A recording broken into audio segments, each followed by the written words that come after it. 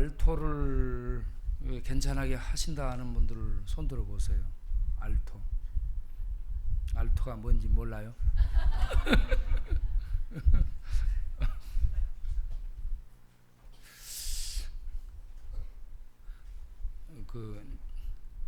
우리 집사님 알토 못해요? 못해? 그럼 산에 가서 소리를 좀 질러요. 조금 이 여성 이 알토가 채워지면 좋겠다 생각이 듭니다.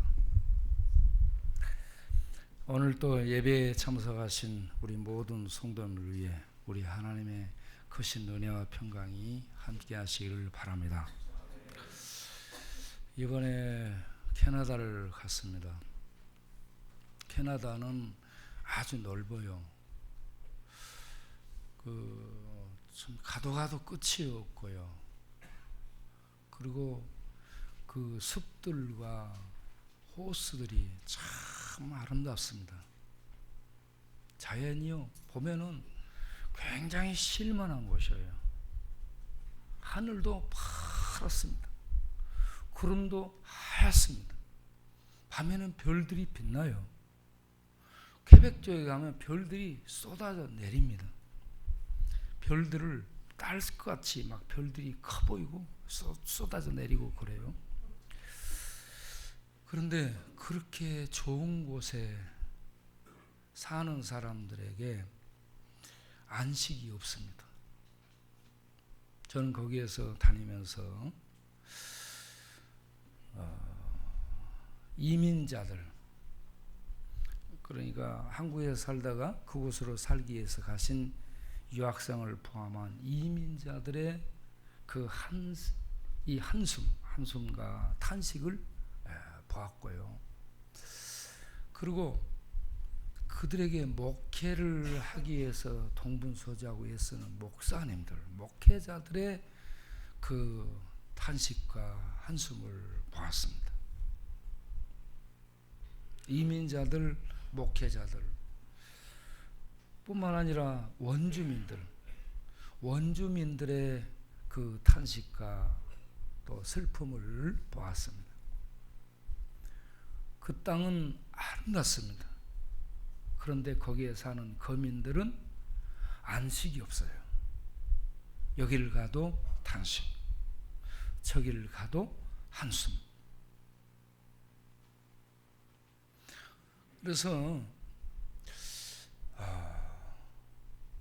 우리 모두에게는 참으로 안식이 필요하다. 한국에 있는 사람들, 특별히 영등포 뒷동네에 있는 노숙인들, 전과자들, 중독자들, 이런저런 어둠 속에서 방황하는 사람들에게 안식이 필요하고, 또 이 좋은 땅에 살고 있다고 하는 그 사람들에게도 정말 안식이 필요하다라는 생각을 갖게 됐습니다. 그러다 보니 떠오르는 말씀이 오늘 읽은 말씀, 수고하고 무거운 짐진 자들아 다 내게로 오라. 내가 너희를 쉬게 하리라. 이 말씀이 떠올랐습니다. 우리 모두에게는 정말 이 환경 속에서 얻는 안식이 아니라 하나님 안에서 얻는 안식이 쉼이 필요하구나 하는 사실을 알게 됐습니다. 오늘 예배에 참석하신 우리 모든 성도들 위해 이 안식이 있게 되기를 바랍니다. 이번에 거기 가서 만난 사람들이 많습니다만은 오늘 이 시간에 특별히 한 3분 정도 소개를 하겠습니다. 사진을 보겠는데 신영도 집사님을 거기서 만났어요. 신영도 집사님. 사진을 넘기면서 보면은 차근차근 넘겨보세요. 계속 넘겨요 사진을.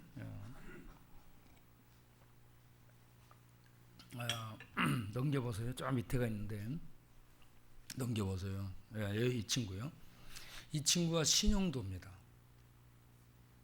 이제 좀 더 넘기면 이 사람이 누군지 알아요? 아니야.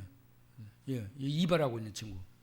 여기 이발하는 거, 지금 여기 이발하고 있죠. 다시 저쪽 오른쪽에 이발하고 있죠. 저거 우리 이게 천막교회입니다. 이쪽에 천막교회 97년 98년도 천막교회 때 그때 와서 이발을 했던 이거는 어디냐면 요 옆에 요셉의원 자리에 우리가 교회에 있을 때 96년쯤 95년쯤 됐을 때인데 저거는 요셉의원이 있을 때하고 천막교회 있을 때 이 친구가 와서 봉사를 했었습니다. 이 꽉사로서. 근데 제가 거기에 갔다는 것을 조나단 형제가 알려준 거예요. 좀 더 넘겨보세요. 이 조나단 형제가 아니야 이쪽으로 뒤로 여기 이 친구가 조나단이었습니다. 여러분 갈매기 꿈 리차드 버커가 쓴 갈매기 꿈을 보게 되면 거기에 조나단 갈매기 이름이 나옵니다. 그래서 제가 조나단이라 했어요. 그때 뒷머리를 이렇게 따가지고 오고 그렇게 했는데 아주 가이질을 잘했습니다.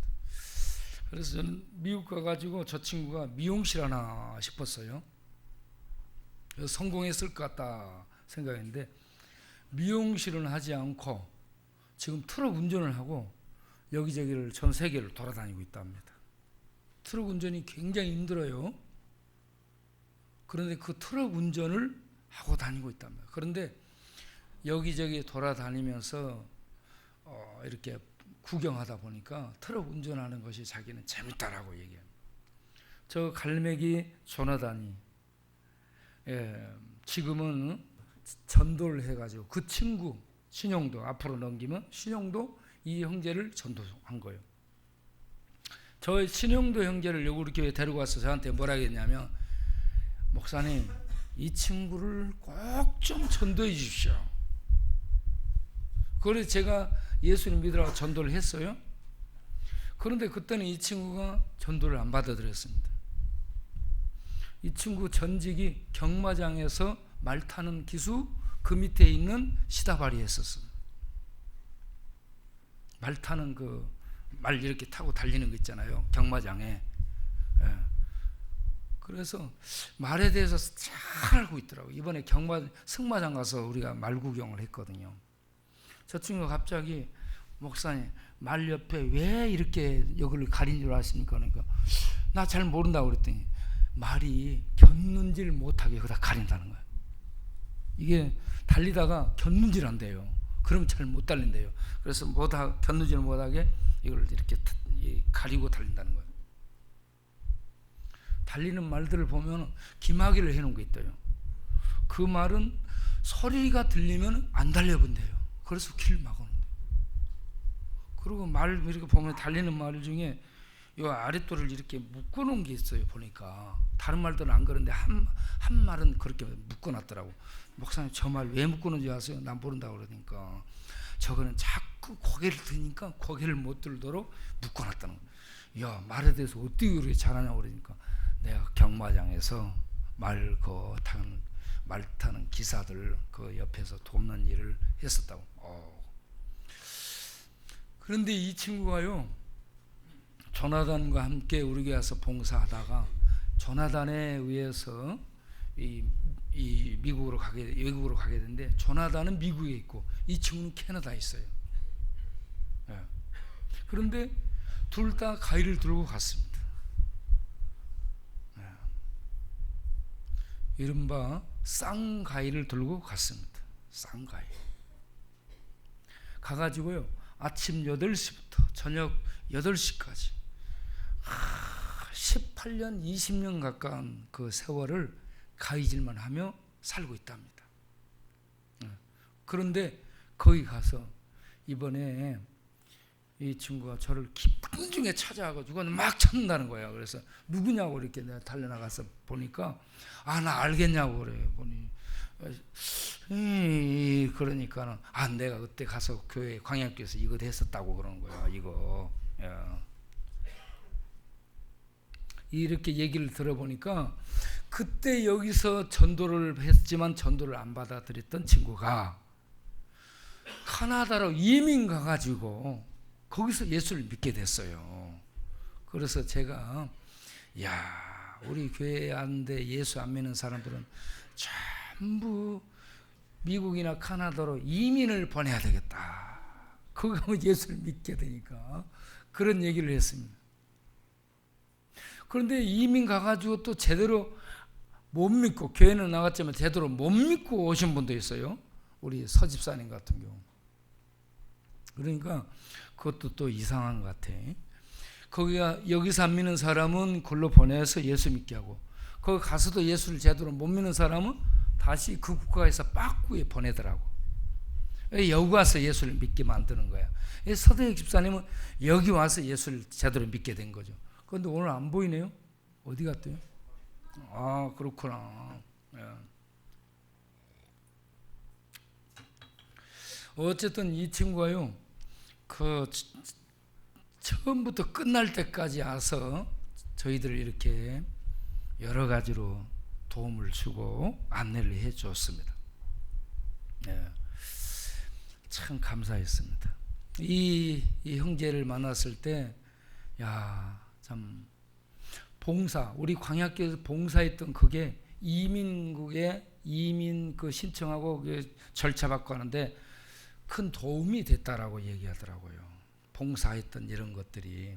그래가지고 저를 이렇게 감사하게 생각하고, 우리 교회를 감사하게 생각하고, 이 미용실에 오는 사람들마다 지금 제 얘기를 하고 있습니다.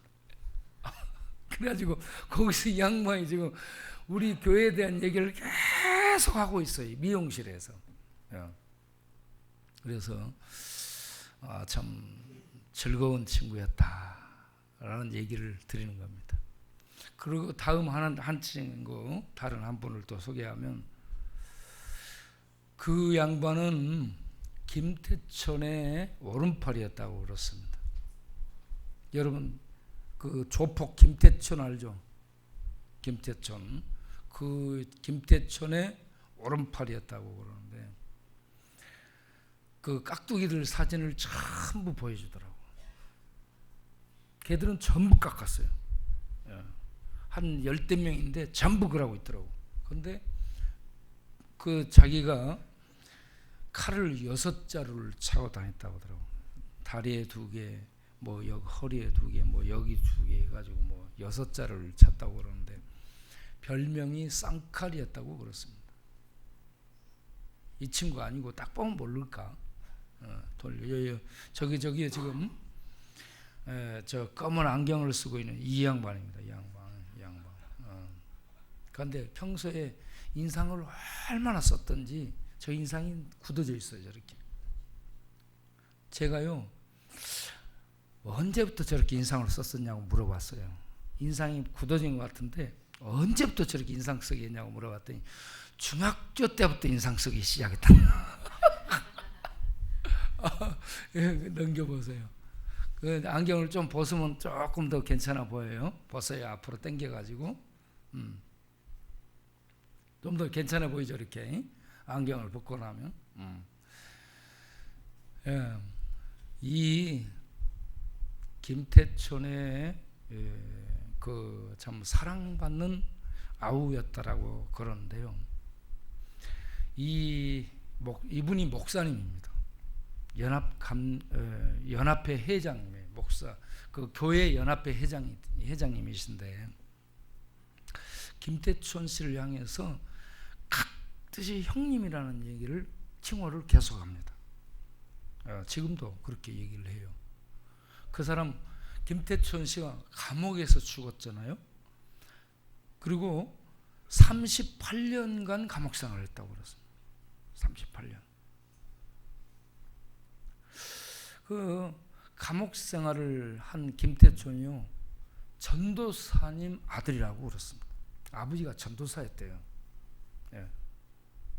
아버지가 전도사였는데 그렇게 가난하게 살고, 그래서 광주에서 전도사였는데 너무 가난하게 살고 그러다 보니까 나와서 쌈질하고 그렇게 하다 보니까 저렇게 차츰차츰 그렇게 됐는데, 조폭 생활하면서도 동생들에게 굉장히 자비를 베풀었대요. 아주 마음이 따뜻한 사람이라고 그렇습니다. 이해가 안 돼. 그래가지고 아주 깍듯이 형님이라고 얘기를 해요. 근데 그 김태촌 씨는 죽었지만 그 동생 되는 저분은 이 어떤 의리가 있다는 것을 봤어요. 참 의리가 있다. 깍듯한 의리를 갖고 있더라고요. 그래서 사람이 괜찮아 보였습니다. 그런데 교회는 그렇게 부흥이 안 됐고 그렇습니다. 저분이 한국에서 30살 때 신학을 갔다고 그래요. 성결교 쪽에서 신학을 했어요. 30살에 신학을 하고 34살에 캐나다로 이민 가가지고 지금 제가 보니까 57년생이에요. 저는 나이가 많은 줄 알았더니 57년생이에요. 저한테는 몇 년생이냐고 물어봐. 그래서 나는 우리 동네에 88세입니다. 그랬지. 58년 겠더라고 그랬더니 그러냐고. 어쨌든 이분도요, 갈 때까지 저를 이렇게 도와주고 밥을 사주고 그렇게 했습니다. 저는 이분을 통해서 그 교회 소식을 듣고 깜짝 놀랐어요. 캐나다 교회 이 목사님들을 위해서 한국에서 대형 교회 가장 잘 나가는 목사님들을 초청해서 연합 집회를 계획한다고 그렇습니다. 근데 자기한테 사회를 봐달라고 해서 사회를 보러 갔는데 아침에 목사님, 한국에서 대형교회 목사님을 초청해 놓고 거기에 있는 목사님들이 그 집회에 와야 되는데 사회를 보러 가서 보니까 딱 한 명 와 있더래요. 한 명. 그리고 그러면 오후에 어떻게 좀 올까 해가지고 기다렸는데 오후에 보니까 또 다른 사람 딱 한 명 오더래요. 이렇게 한국의 유명한 목사님을 초청해서 그 교회 연합 집회를 해도요 안 모이는 겁니다. 목사님들이 거기 교회들이 한 250개 정도 되는데 하나도 모이질 않는다는 거죠. 그리고 또 다른 목사님을 초청했어요. 또 다른 목사님을 초청했는데 이번에는 몇 명이 모이는가 가서 이렇게 숫자를 세어보니 6명 모였답니다. 6명. 그러면서 10월 달에 이 전주의 원팔년 목사님을 초청하게 되는데 목사님은 어떻게 해야 되겠습니까? 걱정을 하는 거예요. 걱정을. 그래서 원팔년 목사님한테 여기 있는 분들 초청해서 목회자들 위로해드리고 밥 사주고 그렇게 대접을 해드리는 이런 집회로 이렇게 하도록 얘기를 하십시오. 그러면 혹시 올지 모릅니다. 그렇게 얘기를 했습니다. 제가 왜 이런 얘기를 하는 거 아니, 이번에 제가 집회를 간 게 원주민 신학교를 세우기 위한 집회였습니다. 코스타 지나고 나서 원주민 신학교를 위한 후원금 마련을 위해서 집회를 여기저기 위해서 했어요. 영락교에서 3일 동안 했습니다. 그런데 영락교회 교인들이 참석을 안 합니다. 영락교회 목사님이 우리 교인들 참석 못합니다 라는 전제하에 집회를 하게 된 거예요. 영락교회 교인이 3,000명 정도 되거든요. 교회 당만 빌려주고요. 교인들이 안 오는 거예요. 야, 가서 보니 썰렁하더라고. 예배당 큰데 사람은 없고 이거 어떻게 하나. 예, 그러고 있었죠. 그런데 우리 그 김동숙 목사님 생각해 보니까 자, 믿음이 좋다, 믿음이 크다라는 생각을 했습니다. 그리고 이렇게 이제 시작을 해서 보니까 그날 모인 인원이 한 70명 모였다고 그러는 거예요. 야, 저쪽에 연합 집회를 해도 한 명, 뭐 몇 명 많이 모이면 20명인데 70명 모였다니 이거 엄청 많이 모인 거예요. 그 두 번째 날 집회를 했어요. 두 번째 날에는 그 영락교회의 목사님이 참석을 한 거예요. 청년들 데리고. 그날은 한 120명 정도 모였다는 겁니다. 최고로 많이 모인 겁니다. 그러면서 김동숙 목사님이 이 얘기를 하기를 영락교회 목사님이 오늘 집회에 참석한 것 자체가 기적이래. 그 양반이요 어디든지 참석을 안 한답니다. 다른 어떤 집회에 대형교회 목사님이 이 어떤 집회에 참석하거나 그런 적이 없대요. 그런데 그날 저녁에 청년들을 데리고 자기 그 집회에 우리 집회에 참석을 했다. 이거 기적이라는 거예요. 그리고 그 다음 날에도 한 70명 정도 모였습니다. 그러니까 우리들의 집회가 굉장히 많이 모인 거죠. 다른 데에 비해서. 요즘 그 집회를 해도 20, 30명 모인다고 그렇습니다. 그리고 그런 집회를 하고 나면 적자가 한 3,000불에서 5,000불 정도 적자가 난답니다. 그런데 우리는 집회하고 이 전체 한 6,000불 정도가 나왔습니다.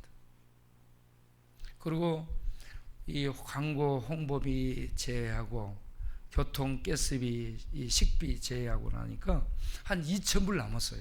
2,000불. 이거 그래 우리가 모여서 이 얘기하면서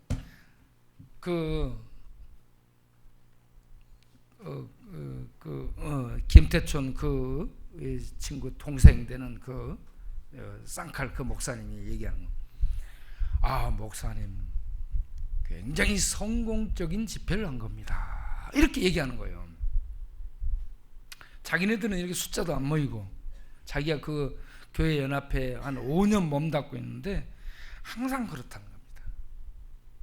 그리고 하고 나면 3,000불에서 5,000불 항상 적자인데 원주민 여기 신학교 집회는 이렇게 많이 모이고 또 2,000불 정도 남았으면 대단히 성공한 겁니다. 그래서 이민 사회에 이게 정말 빡빡하구나 생각을 했습니다. 그러고 있는데 그 목사협회 회장님이 또 같이 이제 왔어요. 그 3명이 사진 찍은 그 가운데가 목사협회 회장입니다. 그분이 또 얘기를 하는 거예요. 우리 이민자들 세계는 무관심의 영이 지배를 해서 사람들이 여기서 뭘 해도 저기서 죽어가도 관심이 없대요. 아, 그런가 보다. 전부 다. 그만큼 그 이민 사회가 각박하고 어렵습니다. 꿈을 가지고 갔습니다. 환상을 가지고 갔습니다. 드림을 가지고 갔어요. 그런데 가서 보니 일을 해야 돼요. 아침부터 나가서 저녁 늦게까지 그것도 쉼 없이 일을 해야 됩니다. 그래서요, 그들 앉아서 얘기하는 거 들어보세요. 전부 다 힘들다, 피곤하다 라고 얘기합니다. 거기 있는 분들이 다 이렇게 지쳐 있습니다. 그러니까 오늘 읽은 말씀이 그 말씀이에요. 수고하고 무거운 짐진 자들아 했잖아요.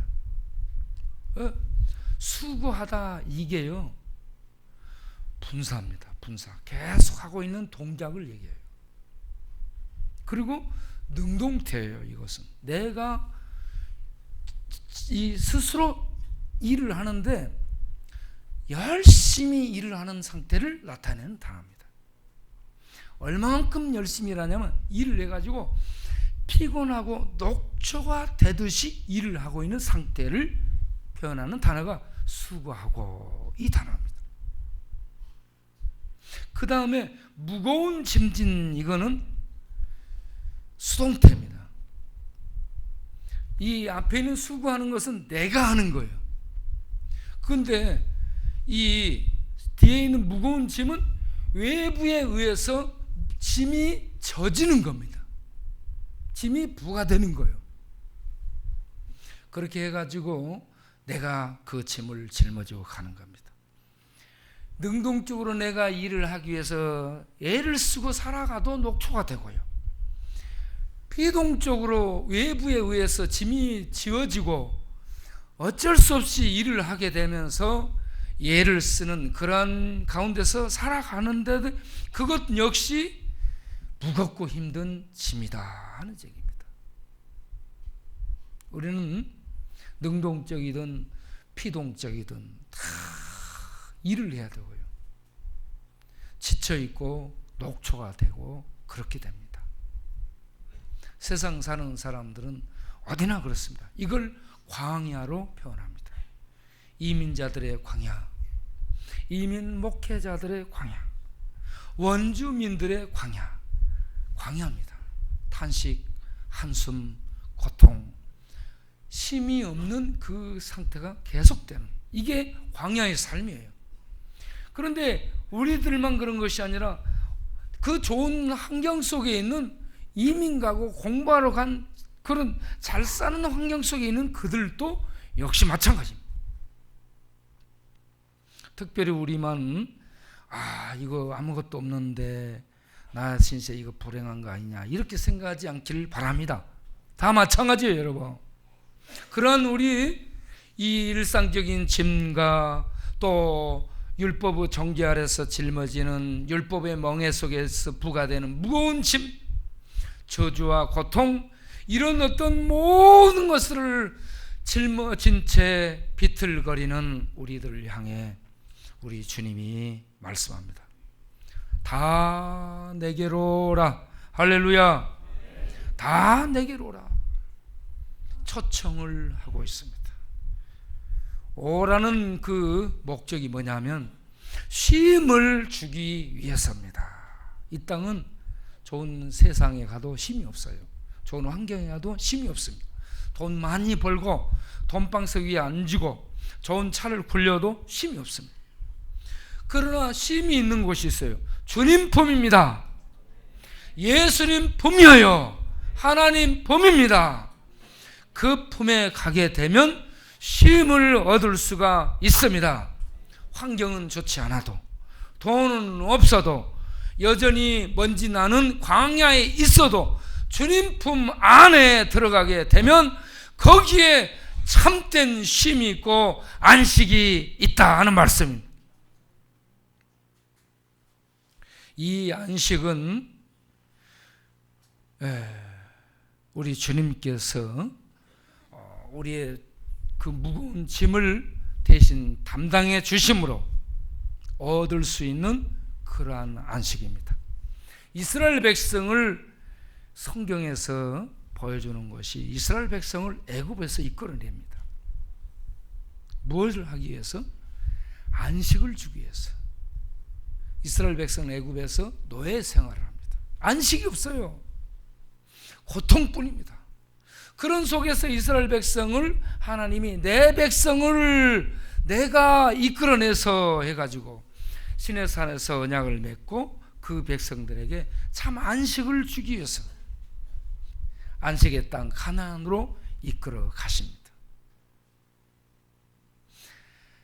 하나님 안에 안식이 쉼이 있는 줄을 믿으시기 바랍니다. 이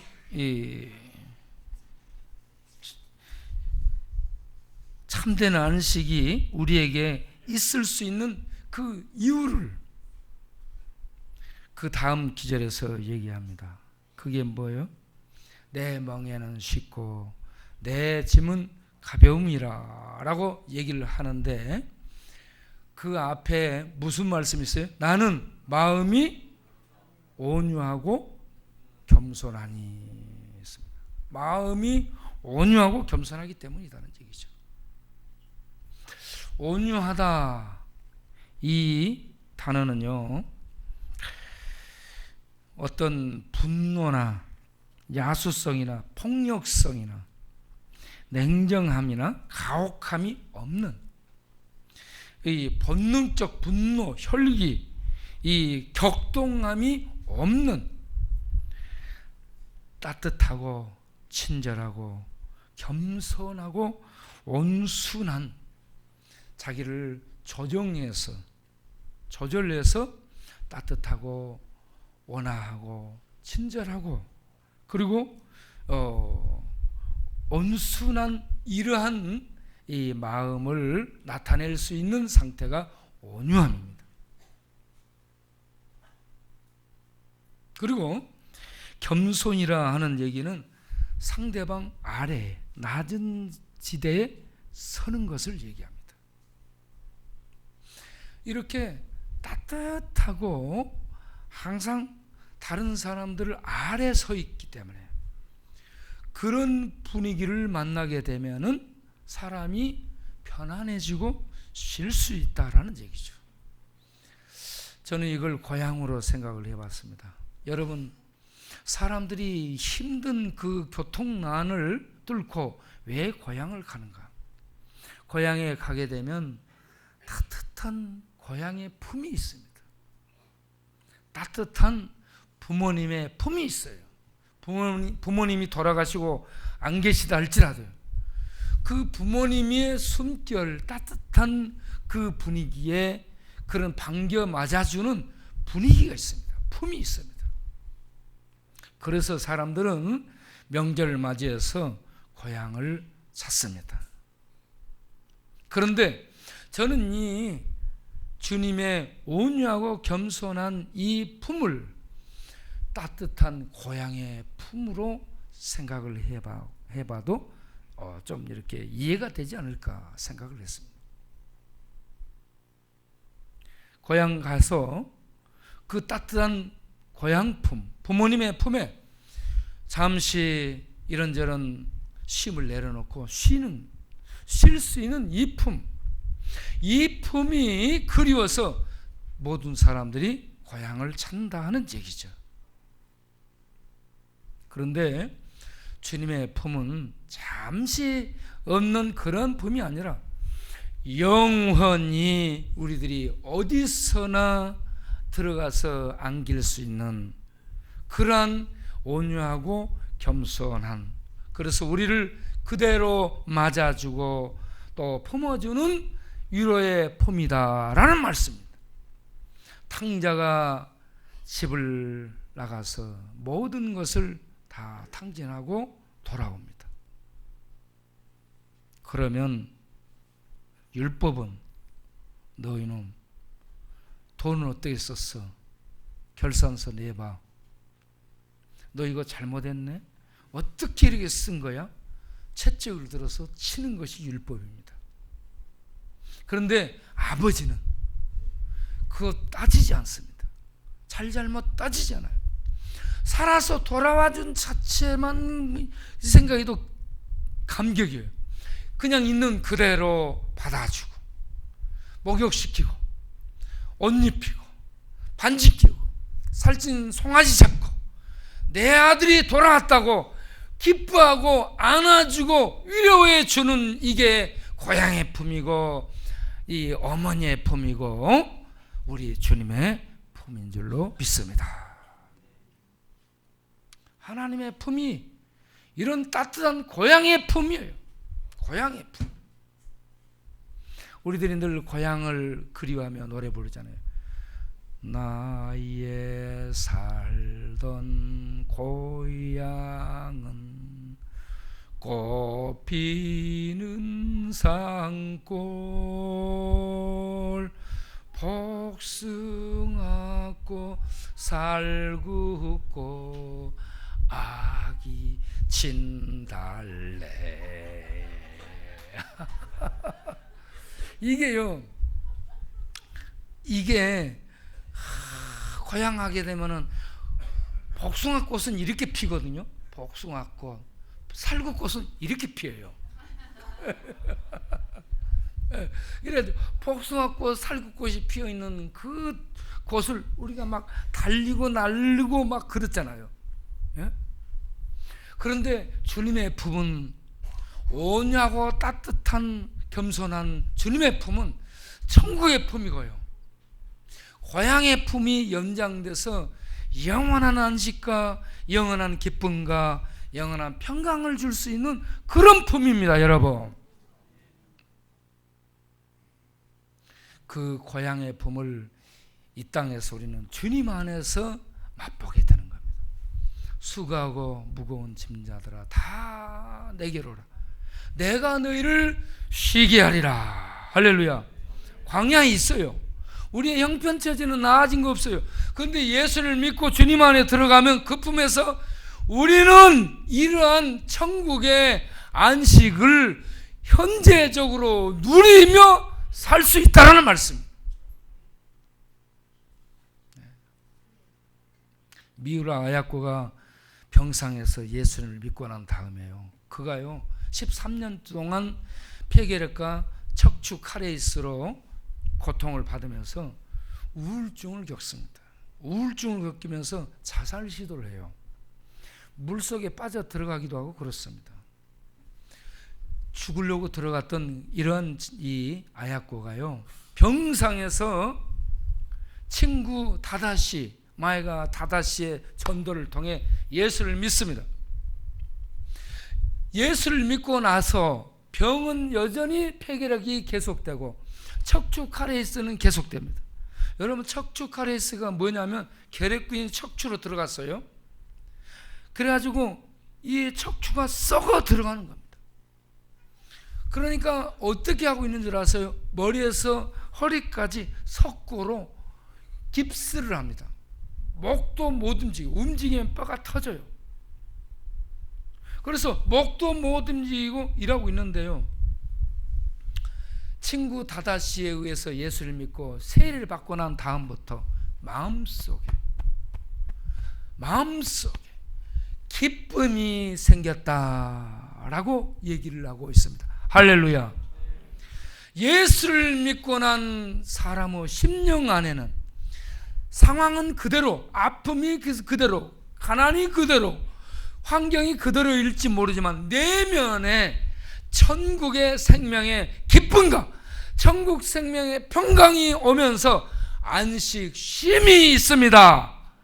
이게 천국을 여기서 우리가 이 땅에 현재적으로 누리는 것이죠.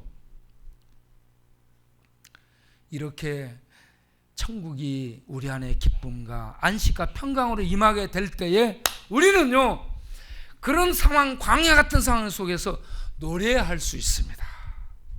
감사할 수 있습니다. 할렐루야. 수고하고 무거운 짐진 자들아, 우리는 세상 살아가는 동안 계속 그렇게 됩니다. 이스라엘 백성이 광야, 이 가나안에 들어가서도 여전히 그 삶은 계속됩니다. 그러한 우리를 향해 내게로 오라, 내가 너희를 쉬게 하리라. 주님 품 안에 들어가면 이 땅에서 우리는 계속된 쉼을 누릴 수가 있는 줄로 믿습니다. 그리고 그 품이 항상 우리가 가서 기댈 수 있고 언제든지 쉴 수 있는 온유하고 겸손한 따뜻한 고향의 품 같은 그런 주님의 품이다 하는 사실입니다. 여러분, 이 품 안에 들어가서 살 수 있도록 주님의 멍에를 메고 배워나가는 우리 모두가 되시기를 바랍니다. 그 품에 가가지고 주님이요 다 내게로 오라, 내가 너희를 놀게 하리라 이렇게 말하지 않았어요? 쉬게 하리라 했어요. 놀게 하리라라고 착각을 해가지고 예수 믿고 일도 안 하고 빈둥거리고 놀면 안 되는 겁니다. 길바닥에 앉아가지고 빈둥빈둥 놀고 노수되면 안 돼요. 내가 너희를 쉬게 하리라 한 다음에 내 멍에를 매라 했어요. 멍에는요 지 말에 다시 들어가는 겁니다. 그런데 주님의 멍에를 매게 되면 쉽고 가볍다라고 얘기합니다. 주님의 멍에는 이스라엘 율법이 가르치면서 짊어매게 하는 율법의 그런 무거운 짐이 아니라 주님의 짐은 모든 걸 주님이 짊어져 주시는 그러한 상태에서 그 일을 감당하고 나가기 때문에 쉽고 가벼운 것이다 라는 말씀입니다. 가볍다라는 것은 짐 무게가 가벼운 것을 얘기하고요, 쉽다라는 것은 유쾌하다, 아주 그걸 매게 되면은 나에게 좋다, 그런 의미입니다. 주님의 멍에는 각 사람에게요 적절하게 분배되기 때문에, 그 사람에게 합당한 그런 짐으로 분배되기 때문에 주님의 멍에를 매게 되면 쉽고 가볍고 기쁘고 즐겁습니다. 주님의 멍에를 메고 주님 안에서 천상의 기쁨과 안식을 누리며 사는 우리 모든 성도님들 되시기를 바랍니다. 기도하겠습니다.